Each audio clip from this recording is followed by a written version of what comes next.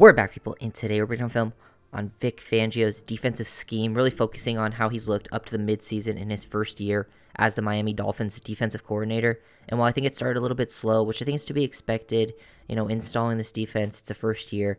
They had a lot of injuries, especially in the first half of the season.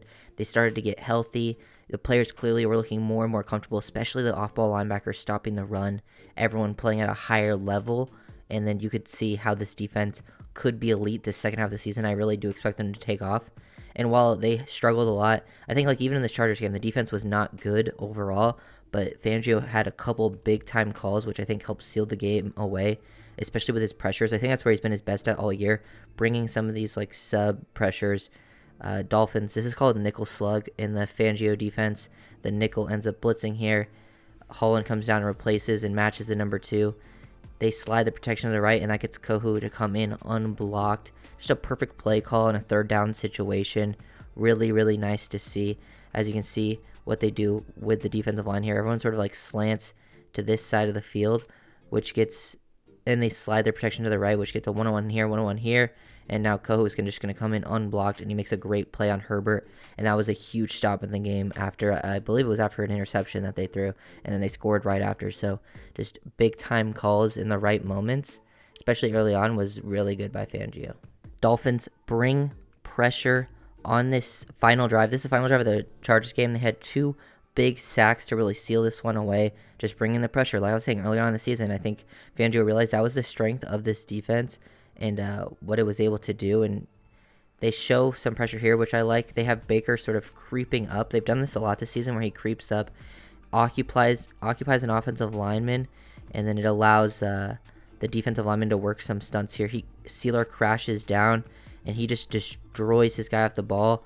They're going to loop around here. Phillips, everyone converges at the quarterback. They usually play some form of zone match on the back end as well. It just all marries together a lot. He gives these different looks on these fronts. It's very, very difficult for teams. And I think they've also done a better job disguising things pre-snap as the season's gone on. They're doing it later on in this game where they're showing a 2-high look. They come down, make it a single high, make Herbert have to process something different post-snap, and then they get the quick pressure. Then the final play of this game, they bring the dime blitz over here. Bethel ends up coming, and I just like how they set this up to slide. They give all the numbers to the right side of that Chargers offensive line, left side of the defense. Look at everyone aligned to this side over here. Sealer, Wilkins, Baker showing pressure. Phillips is off screen to over here, and then they really only have Chubb and a dime guy to this side, and they slide everyone, even the left guard, so that frees up Bethel just by showing numbers to this side. They work their stunts, and then Bethel and Phillips meet at the quarterback. Just great work, great design. These play calls really helped seal this game away for the Dolphins. Then these linebacker blitzes they started bringing more with David Long have also been a big part of this defense. You can see they're playing some match on the back end. Safety matches up number 2. He relates to the number 3 going out of the flat. Everyone else basically playing man across the board with a single high safety.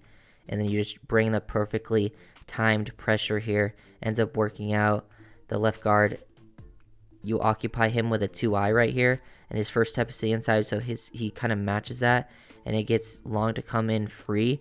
Just really nice design there from Fangio, like these little nuances, and he always has some different types of blitzes, a bunch of them actually, whether he's running them in sub or base packages. Usually they come in the nickel, sometimes the dime as well, and he'll bring a linebacker, he'll bring a nickel, he'll bring a dime on a blitz, and they've all had success at this point in the season. The Dolphins players are also very successful at it. Stopping the run since the Chargers game has been a lot better. Pretty much the Chargers game was the only really, really bad game. They struggled to stop the run. But I feel also after the first 4 or 5 weeks, they also hit another level versus the run. Clearly the linebackers got more and more comfortable, David Long, Jerome Baker. And then I also like the comfortability and how he lets the edge defenders play. Usually your edge is your force defender. But sometimes when offensive lineman really gets out on the reach block and there's just room to the inside, he allows his edges to knife inside. I know Phillips does it a lot. Here it's Chubb knifing to the inside, which then forces the running back to really try to capture the edge, and it's Zeke, and he's more likely to cut it back up. and then Baker replaces him. So Baker then becomes the new force defender. Get to the outside, he forces it back to the inside, and then it gets into all this help. Everyone makes a play, a really good play by Wilkins as well. And they just all get like a nice little leverage advantage based on their front here. Wilkins is not going to get cut off as a 2-eye on the backside of an outside zone. Sealer faces the double team, takes it on pretty well, and then it allows everyone else to win on their one-on-one matchups. Dolphins running cover 6, stuff, or cover 8, kind of like a huge part of their defense. They play a lot of, cover 3, cover 9 stuff, which is just a single high, deep 1/3, playing usually zone match. They've ran a lot of that this season, but this is like this next big coverage, I feel like, for them, either cover 6 or cover 8. And it's been pretty well. It usually just gives them a number advantage to each side. Like, they're an empty here, and basically they have 3-on-2 to this side. They know they're not going to run the ball. Then they have 4-on-3 to this side of the field, playing quarters up top, deep half at the bottom.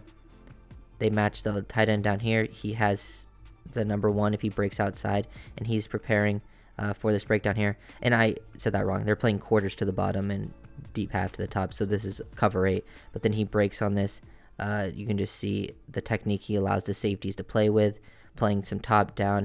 They're able to sit on this, and it's been especially better as the season's gone on. I feel like that Chargers game just really hurt the defensive stats early, and then they were good in the Patriots game. They were good in the Broncos game. The Bills game was another one where they probably played I think the Bills game was probably their worst game of the season. But since then, I feel like they've taken another level. Even in the games they've lost, they've been looked a little bit better. They could still be better, and then they kind of showed in like the Patriots-Chiefs game once Ramsey returned what they're really capable of. Show some of the plays that they've struggled with also, and clearly you'll see some in the Bills game as well. But I think this was like the main thing versus the Broncos, these crossers, especially when they went like in these formations where like they would stack on top of each other like this. I think the defense would get confused. Clearly, you'll see in the Bills game, they definitely had the answers for Fangio's specific scheme. I do think he's made his nice adjustments, but plays like this have definitely hurt them on these crossers because everyone's supposed to like match their guy here. And I think once they cross like this, Holland should take 19 and match him across, but he ends up just staying on number 2. Now him and Howard both basically cover that, and then they just come free on the crosser, and that's, can be a problem on zone match type of things when you're facing stacked formations. More cover 8, cover 6 stuff, and this is how you play because these types of routes usually give, this type of coverage some trouble, but you can see that they end up just distributing it really well on the back end. The play action, 2 deep man route concept. The quarter safety finds the flat or the deep crosser coming to his side of the field, and they run the post behind it. And I like how they just pass this off. Elliott sees that deep crosser, let it go to the quarter safety. You gain depth, understand how route concepts usually try to attack defenses, and then get over the top. Also, Kohu matches it pretty well down the field. It would have been pretty well covered, and now they have 2 people there to make a play. You can see the defense sort of progressing as the season goes on in these types of concepts. The Dolphins have run a ton of quads down in the red zone. So just playing quarters down in the red zone, it's kind of bit them a little bit at times. They've gone away from it as much. They've run some quads more at other parts of the field to throw defenses off, and then less in the red zone, which I like that adjustment from Fangio. So it clearly shows he's not just stuck in his ways and will run what he wants to run. But here, the Bills clearly game plan for this. They expected this. They throw out this into the flat, have Allen give a little bit of a pump fake there, and then they have the number 1 just work across on the post, which will then occupy which will occupy Howard because he's at the outside quarters, but he's just matching the number 1. He's worked up vertically far enough where he takes that, and then now this safety will basically read 2-1, and with 1 coming to the inside, he's going to take that, and it puts the flat defender in such a tough position because he gets his initial steps put towards the flat down here. He's got to let Baker just relate to that and stay more patient, Justin Bethel. But now it looks like he gets hit with like the double move out into the wheel, and that is a very tough ask. That's just getting out-schemed, outplayed as well. Want to see Bethel play that better, but in my opinion, that call is kind of on Fangio. This was probably his worst game of the season, but has been much better since this. Here's another example of what I didn't like in this Dolphins game. He really left Kohu out to dry in a lot of these situations, like no help all this room for Diggs to work with multiple times throughout the game. I don't even know what coverage this is supposed to be. This seems like they're playing some sort of zero. There's no safeties deep. Diggs motions inside. It gives Kohu basically the whole, like, Diggs has all this room to work with one-on-one versus Kohu. They're not getting any pressure. They just have 4 guys sitting in the middle of the field. So I'm not sure exactly what this call was. Haven't seen him really run it since. And he's, I think, getting Ramsey and Howard back on the outside, having Kohu play on the inside, has allowed his play calling to expand and him be more comfortable in a lot of these situations. Another big stop, Dolphins playing in their, deep, 3 deep, 4 underneath type of coverage, cover 3, cover 9. And then they run some game up front. You can see how they distribute everything on the back end very nicely. Everyone's just eyes on quarterback, distributing this stuff. Everyone's matched up here. I don't know why the Giants are running everything below the sticks on a 3rd and 9, but then we can watch up front how it works. They've done a really good job with their game stuff up front. Look at Sealer crashing down. They've timed these up perfectly. He gets that first inside step, takes out the center. The guard sticks with him because he's getting beat there. Allows Wilkins to loop around, and this guy's like, oh, I got to get off of it. And then Sealer stays on his feet, gets to Daniel Jones. Love how all the different types of things they've done. They've brought in 4. They'll bring 5 different types of looks up front, different types of alignments, and I think O-lines have, for the most part, kind of struggled versus this Dolphins defensive front. I love these 3rd down play calls and how they've utilized a lot of these guys. Coverage on the back end, very good. Basically running some like one robber type of stuff. And then look how they've aligned this, different types of looks. They've done this, I like, especially in the Chiefs game, you'll see like Chubb, Phillips, and Van Ginkel out on the field. You bring up Baker. You have Sealer and Wilkins both hand in the dirt to the same side of the field. Chubb gets to be a stand-up like linebacker to the inside here. You bring everyone around on some like loop. You bring a 5-man pressure look. They shoot up into their 2 gaps here. Sealer gets to loop around. You have the athletic guys working the outside. Sealer looping back to the inside. One-on-ones all across the board, and they all end up winning. Fangio making it, a lot easier for his guys up front. This looks like Wasp to me. Weak side A-gap simulated pressure with the linebacker. This has worked a lot throughout the season, actually, bringing David Long on these A-gap blitzes, and usually it leaves Long unblocked, but this time it leaves Wilkins unblocked.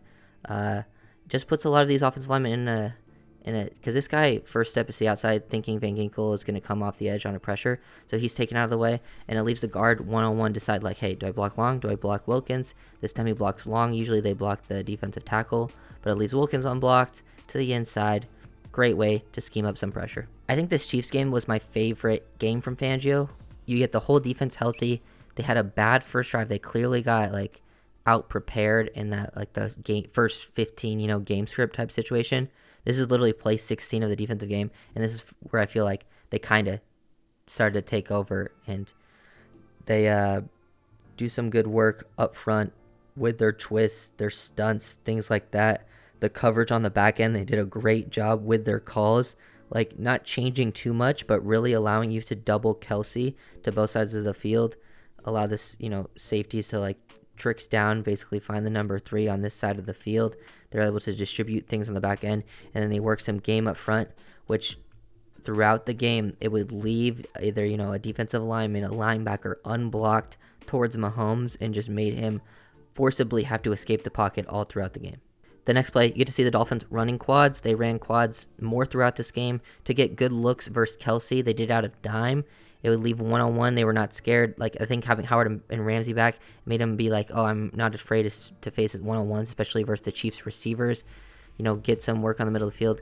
Have Needham sort of reroute Kelsey, and then the safeties have eyes on this, and one can break and then it would leave one-on-one matches everywhere else, and kind of just forcibly force the Chiefs receivers to beat you, and they were not the ones that gave the Dolphins defense problems. No one really did, and then up front, they do a decent job, but just do like the versatility that he has now with the players back. Another thing I want to talk about is they were allowed to play more base. They played a lot of base versus the Chiefs, which was interesting. Less nickel. I think more than they had played base throughout the entire season, which just allows you to, have have a better chance of stopping the run. Phillips and Chubb were dropping into coverage. They clearly felt more comfortable with their defensive backs out there. Just more ways that they can be versatile, give the offenses different looks, and not be as predictable. And they stopped the run pretty well here, bringing, looks like long linebacker blitz. Ian Holland coming down from the secondary. Everyone was playing very well. Everyone looks way more comfortable, and the Fangio defense is starting to really thrive. Last play that we're going to break down here versus the Eagles. They try to run the QB draw, and I like this clearly watching the film here from Fangio, showing that, you're going to leave this middle of the field open. He gets the linebackers wide on purpose. He gets the safeties in a too high look, looking like they're going to play quads. Eagles have done this versus plenty of teams, and when they get a look like this, they check into it versus empty, like, I'm going to just take this ball. And clearly, boom, everyone starts collapsing down towards the middle. He baited them into that and then get a field goal on the first drive. Even though they moved the ball down the field on you, you had you're done your film study. You were prepared for these situations. So I like that stuff out of Vic on this specific play. I do think, there was times he could have been better this season. People were, a little too harsh going, into your first season. Sometimes things, and, there was injuries. It takes people a while to get going. And I do think they did a good job overall adjusting. And I feel like this defense could potentially help carry this team because the offense is very talented. They've kind of been the catalyst going for this team. Very good statistically. They've kind of been on, a little bit of a downslope. I still think they're going to play some great football throughout the next, second half of the season. But I feel like the defense could really take over and help be a top 10 unit in the league now. So if you guys enjoyed the video, make sure to subscribe, and I'll see you guys next time. Peace.